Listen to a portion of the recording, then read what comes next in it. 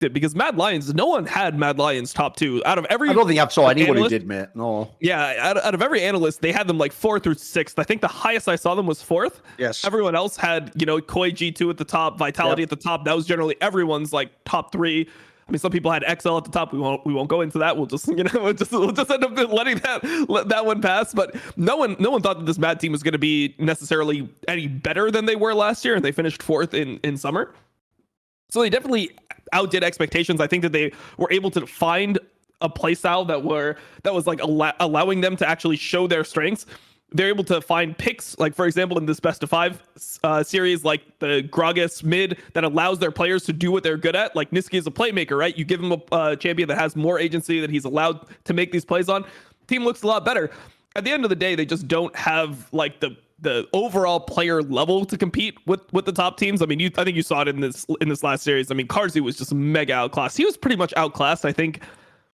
I mean, maybe the Koi series he looked okay in, because they were just beating Koi. But I mean, reasonably, he was the worst ADC really in the playoffs, right? He was probably the worst in the playoffs, the 4 teams. So that's not even hated, I don't think, There was some really bad games he had. He had some really, really rough games. Like, for example, the game where he played Tristana with Rel in that game 5, where Hilly's getting like the god 4-man, 5-man engages, and it's like, all right, just auto attack from range, and he's like, he was doing his best to lose that for sure. That was a tactical moment. Out of his jump, and then he just flashes like even deeper. It's like, no, you were trying to lose the game. Like, pause the game. Like, let's investigate this moment right here, because it actually looked like win trade levels bad. But hey, I mean, they were able to get it done, which is crazy. Like, that to me shows a good team environment and a good coaching staff when you have these very apparent problems and you're able to at least come up with something that works. You're making your team like better than the sum of its parts. I don't know, if you put it this way, anyone who's like a support main during that sequence, that would be like fucking nightmare fuel. Well, like, no, you like, think about this. It's the 3 parts though. It's that you land like a godlike stun, but this fucker isn't ready to follow up. So you just nothing from that. Like, the stun's ended pretty much by the time he goes in. Then he jumps in tactical style, and then you're like, right, well, that's pretty bad, but luckily he's not dead. He's like, he flashes even deeper. He's like, we have to go deeper. Like, oh, why? No. But then again, wait a minute, I've realised I fucked up, Dom. I fucked up though. You know why I fucked up? I didn't even think about this. But you know, I said, imagine being a support main. Yeah, but his support is Hillsang. What's he going to say? He can't really can't see and go, whoa, went a little bit too deep there, mate. Like, that's just what we do, innit? I know. Like, because, by the way, the more serious point, jokes aside, is like, basically, I agree. The main problem Mad Lions have is this. Like, this is what I was also building into.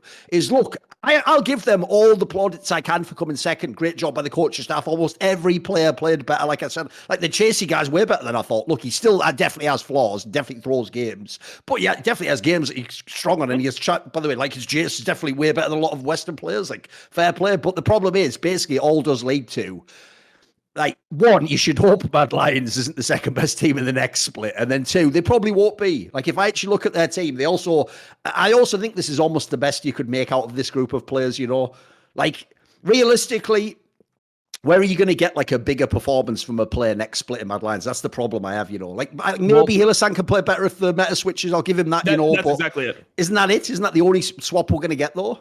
I think that's the main way that they could improve, is if the meta just hits them right in the fucking face. If Riot looks at the Ashe and all this bullshit that's been happening bot lane with like Varus and Callista and all these different supports, and they're like, fuck it, we are making sure that these supports are completely dead, nerf enchanters, get it all out of here, and they just really hard buff the engaged support meta, maybe that's how Mad Lions could potentially win a split, is if the meta hits them right in the face. That being said, I mean, that would be perfect for G2 as well, because G2, the entire split, I mean, they weren't playing Heimer. Like, Mickey X did have a really good Heimer, but they weren't playing that many enchanters. They didn't play any Zeri. Like, they're not playing that type of style. They were playing the engaged bot lane style. We are going to try to run over you guys and just snowball the lead as much as we can.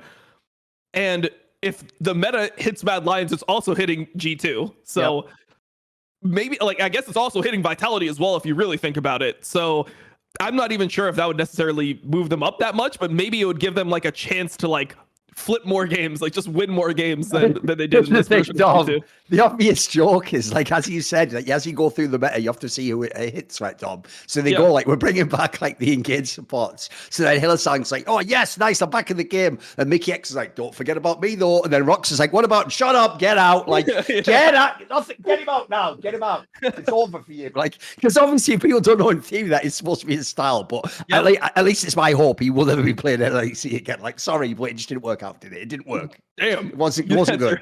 Wasn't good.